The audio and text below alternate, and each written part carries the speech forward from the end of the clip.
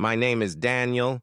I never had much, but I always worked hard and I never gave up.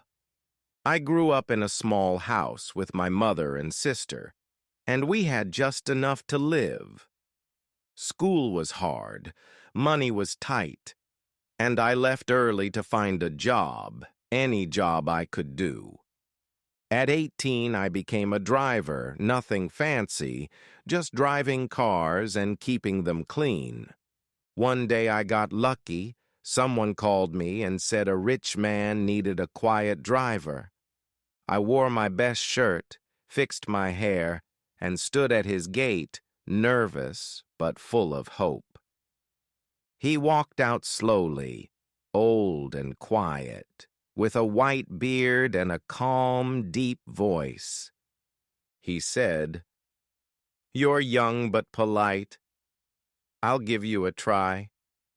Just don't speak too much." His name was Mr. Adams. He was known in the city, rich and private and very old.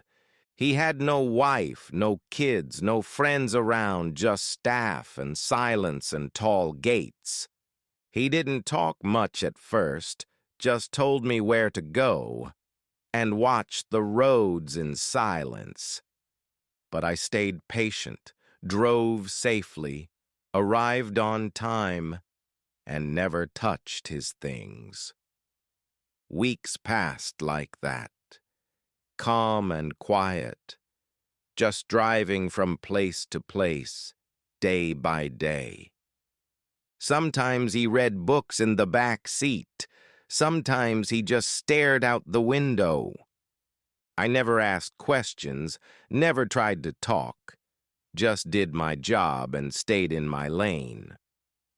But one day he asked, "Do you like driving?" And I smiled and said, "Yes, sir, I do." He nodded slowly, said nothing more.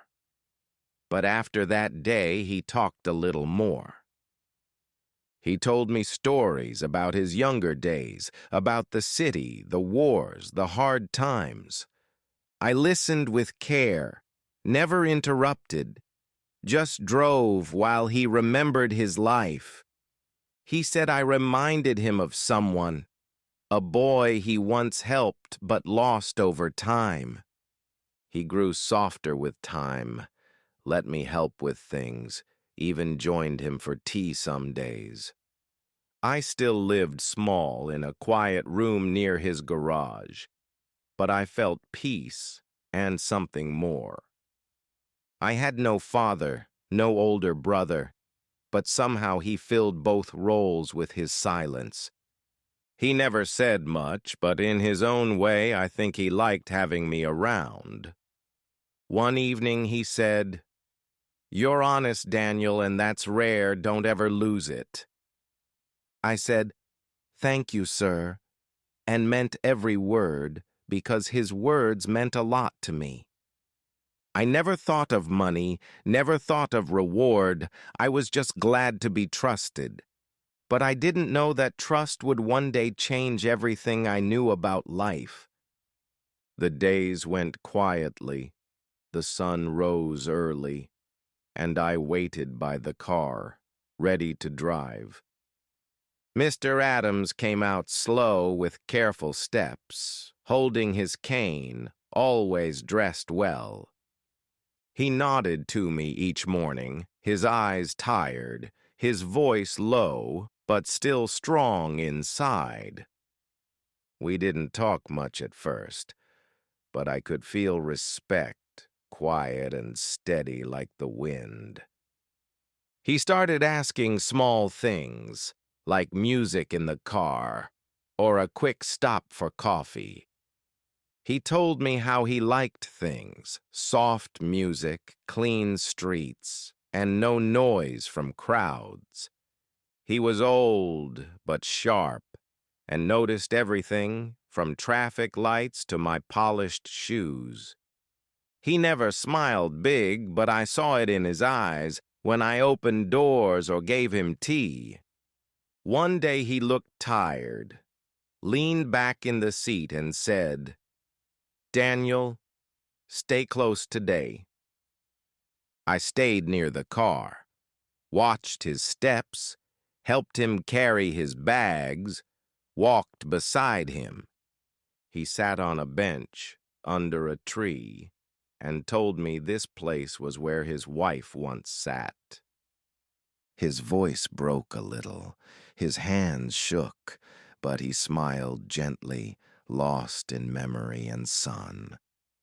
After that day, he trusted me more, gave me more tasks, asked me for opinions. He wanted advice on roads, food, even colors, and sometimes even asked about music. He let me inside the house to help with small things, like mail and simple repairs. I felt proud but quiet, like a student learning life from a master who said little. The staff watched me closely. Some smiled, some didn't, but I stayed polite to all. One cook said, "He talks to you," with surprise. "He never talks to anyone else." I didn't know why. Maybe he saw something. Maybe just liked the silence we shared. But slowly I felt I belonged, not as a worker only, but as a quiet friend in his world. He showed me books with notes inside, old letters, and photos from long ago. He told me about his youth, his first job, his mistakes, and the people he lost. He didn't cry, but I felt the pain, hidden in his soft voice, and long, deep pauses. I listened closely, always with care, knowing every word came from far in his soul. He once said, "People chase noise, but peace is where the truth lives." That stayed with me, like a lesson from a father, strong and soft at the same time. I kept a notebook, wrote down his words, and read them again on quiet nights. His stories were like maps, full of lessons, showing me how to walk in life with care. One cold evening he fell near the steps, and I ran fast to lift him up with care. He smiled, said, "Thank you," but I saw the fear hidden behind his tired eyes. He said, "I'm getting old, Daniel." And I said, "I'm here. Don't worry, I won't leave." We sat together in silence, two people from different worlds, but close in heart. Weeks passed with new routines, doctor visits, medicine boxes, and short, slow walks. I held his arm, helped him sit, brought his favorite tea, and kept the car warm. He talked more during drives about life and regrets, about how fast time could fly. I said little, but I listened well, and I knew my quiet presence gave him peace. He asked me once, "Do you have dreams?" And I paused, not sure what to say. I said, "A simple life, with respect, with peace, and a family, one day." He nodded, smiled slightly, and said, "Good dreams, strong dreams, worth chasing." He looked out the window, as if seeing something far, something time could not erase. I cleaned the car each day, polished it twice, even if we didn't go anywhere. He noticed every detail, every corner, and said, "You treat this car like gold." I said, "It's yours, sir." And he said, "But you treat it like it's yours too." That sentence stayed with me, deeper than gold, stronger than any other gift. I didn't know what he was planning. I just kept doing my best every single day. The days grew slower, he walked less, but we still sat outside when sun was soft. I brought him books, old music, warm soup, and stories I thought he might enjoy. He smiled more now, even laughed a little, and I felt lucky just to see that light. One night he called me late, asked me to sit, and handed me a small blue box. Inside was a watch, old and silver, with letters carved inside and a quiet weight. He said, "This was my father's. Now it's yours, because time belongs to those who care." I didn't know what to say. My hands shook, and all I could whisper was, "Thank you." He said, "You are like the son I never had." And that broke something in my heart. I never thought he felt that. I was just a driver, but somehow more now in his eyes. I said, "You've been like a father too." And he nodded, silent and full of meaning.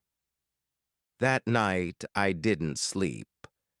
I watched the stars and thought of how life quietly changes. Mr. Adams began to walk slower each morning, and his voice turned soft and tired. I helped him sit in the sun, brought his tea with honey, and stayed near in silence. He often looked at the sky like searching for someone or waiting for a message.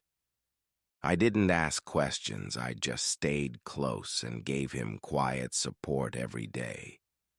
The garden became our peaceful place, where flowers bloomed and birds came often. We sat under the tree, watched the colors change, and shared stories without rush. He told me about his wife again, how she laughed, how she loved rainy mornings. I could see how much he missed her, even after years. The pain still lived inside. One afternoon, he handed me a leather book, old and filled with his life notes. He said, "This is my heart on paper," and asked me to keep it safe with care. Inside were pages of lessons, thoughts on work, love, family, and forgiveness. I read some slowly each night and learned things he never said out loud before. The house grew quieter, fewer guests came, and his world became smaller each day. He trusted only a few people, and I was always at the top of that short list. Sometimes he would fall asleep while talking, still holding my hand like a friend. In those quiet hours, I realized he had become more than a job to me. One day, a lawyer visited again, bringing papers with serious words and names. Mr. Adams told me to sit and listen because it concerned me more than I knew. He looked me in the eyes and said, "You've been my family, even when I had none." I felt my chest tighten, unsure what he meant, but I stayed calm and silent. He explained that he had changed his will and left everything in my name: the house, the car, the garden, and his savings. All passed to me now. I tried to speak, but my voice broke, and he simply placed his hand on mine. "No one ever gave you much," he said, "but you gave me peace when I needed it." He made me promise to care for the garden, to let children play on the lawn. He said, Build something honest with what I leave and make it grow slowly. I told him I would try my best, and he nodded like that was all he needed. There was no big goodbye, just gentle smiles, quiet tears, and soft words. That winter morning, he didn't wake up, and I found him still in his chair. The heater was on, the book on his lap, and his glasses hanging from his shirt. I sat beside him for an hour, not crying, just holding his warm old hand. He had passed in peace, in his home, with love near, and the world quiet. The funeral was small and simple, with a few people and soft classical music. I gave a short speech, talked about his kindness and how he gave me purpose. After they left, I stayed behind, standing near the fresh flowers on his grave. I thanked him again for trusting me, for changing my life, for making me better. The house was now mine, but it still felt like his. His voice lived in the walls. I didn't change anything for weeks. I just cleaned, watered plants, and remembered. His room stayed untouched, as if he'd return soon to ask for his usual tea. But I knew he was gone, and I had to carry what he left inside me forward. I opened the notebook again, and this time I read every word he wrote. He had dreams he never chased, regrets he never fixed, and lessons to pass on. He talked about how money fades, how health matters, and how love is everything. Reading those pages felt like hearing his voice again, guiding me with each word. Neighbors came with food and kind words, many saying, "He trusted you the most." Some asked how I'd spend the money, if I'd leave or stay or start something new. But I wasn't sure yet, because it wasn't about the money. It never really was. It was about doing something honest, something kind, just like he taught me. So I started planning a center, a place where lonely people could feel heard. A home with books, music, and gardens for the old, the tired, the forgotten. I used the same room he loved, turned it into a quiet space with soft chairs, and I opened the garden gate to children, laughter, and simple joy. Some days I still feel like the driver, waking early, checking the weather. But now I drive dreams. I carry hopes. I deliver care to those who need it. And every flower that blooms outside reminds me of a man who changed everything, not with noise or fame, but with trust, peace, and a heart full of second chances. The center opened slowly, with small chairs, soft music, and warm cups of tea. People came with quiet hearts, carrying years of silence, pain, and tired memories. Some sat alone for hours, looking out the window, watching trees move in wind. Others told stories from youth, laughed gently, or cried while holding warm hands. Every corner had books to read, plants to water, and blankets for cold days. There were paintings on walls, soft lights at night, and cookies for the guests. Children ran in the garden, chasing butterflies, jumping over stones, laughing loud. Old people smiled as they watched, some joining games, some clapping their hands. I became more than a helper, more than a driver, more than a man with a story. I was now someone who listened, who cared, who remembered to say good morning. The notebook from Mr. Adams stayed on my desk, open to a new page each week.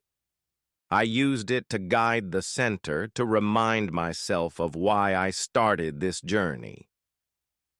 One old man arrived with no shoes, carrying only a small bag and sad eyes. He said nothing for days, just sat near the tree, watching birds come and go. I brought him soup and tea, gave him clean socks, and let him stay in silence. One morning he smiled at me and said, "I feel warm for the first time." A woman came with her daughter, tired from long nights in the hospital nearby. She had nowhere else to go, and the child had no school or friends or books.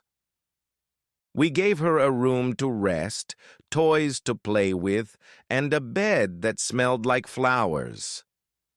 The girl laughed on the swing while her mother finally slept a full night.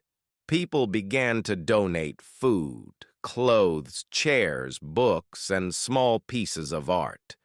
They brought what they had, not because I asked, but because they felt the love. The center became more than a place. It became a home, a heart, a quiet song. No one felt like a stranger, and every guest became part of our small family. One afternoon, a reporter came, curious about this house filled with laughter. He asked me about the money, the idea, and the man who gave me everything. I told him it started with a car ride, a job, and a kind old man with tired eyes. He wrote a story about second chances, about trust, and about quiet kindness. The story spread online, and people from other cities came to see the center. Some asked to build something similar, to start their own version with love. I shared the notebook with them, the parts that guided me every step of the way. They copied ideas, added new touches, and promised to stay true to the heart. Soon we had visitors from everywhere, teachers, artists, nurses, and old cooks. They all gave time, care, and skill, and helped build new rooms and bigger gardens. One man painted a wall with bright colors, writing words like hope and peace. Another woman made quilts for every chair, each stitched with someone's name.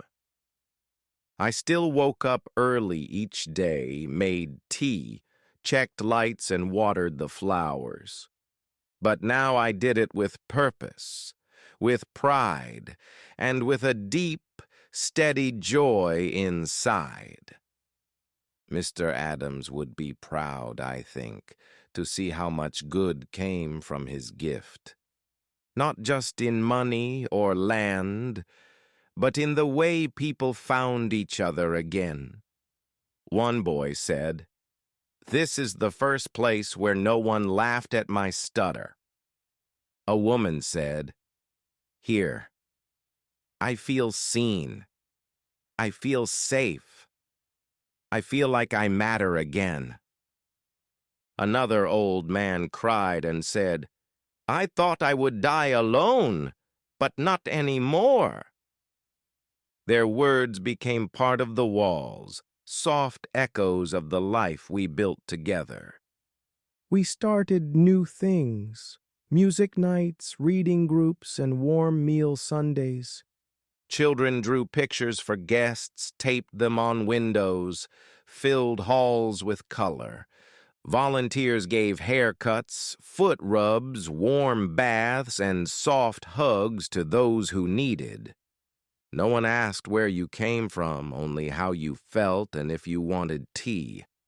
Every day felt full of meaning, not because it was big, but because it was real. A man with no legs taught painting. A blind woman taught songs from memory. People didn't come to forget their pain, but to share it and carry it together. We held space for joy, for grief, for healing, and for growing without shame. I sometimes walked into the garden at sunset, alone with the breeze and birds. I'd think of the past, of long drives, of silent mornings, and of my quiet friend. He never asked for thanks, never expected fame, never needed loud applause. But he gave me everything, and through me gave it to so many more hearts. I named the garden after him, a small stone with Adam's Peace Garden written. People sat near it to think, to rest, to remember someone they lost or miss. It became a sacred spot, a place where tears were welcome and nothing felt wrong. Sometimes I sat there too, feeling the sun, the soil, and the gentle breeze. Years passed, but the love only grew. The roots went deeper, and the laughter stayed. I never forgot who I was. A driver, a friend, a man given a second life. People still came with broken shoes, broken hearts, and old wounds needing light. We welcomed them all with tea, warmth, and the promise of quiet belonging. I wasn't rich in gold, but I was full of purpose, full of memories, full of love. The center didn't make news every day, but it made people feel human again. And that, to me, was more valuable than anything in this fast and loud world. I was just a driver once, but now I was a builder of peace, of home, of hope. The years moved gently, one by one, with peace, warmth, and calm mornings. Every day I walked through the house, smiling at faces, holding soft memories. The center stayed busy with love, laughter, and quiet talks under tall trees. I watched children grow taller, older guests pass on, and new ones arrived daily. We added more rooms and spaces, places to read, paint, sleep, and talk together. We built a music corner, a garden kitchen, and a small library full of soft chairs. People shared stories after dinner. Some laughed, some cried, some just listened. I sat with them often, drinking tea and feeling the gift of quiet presence grow. One day, a young man came, lost and scared, holding nothing but a coat and photo.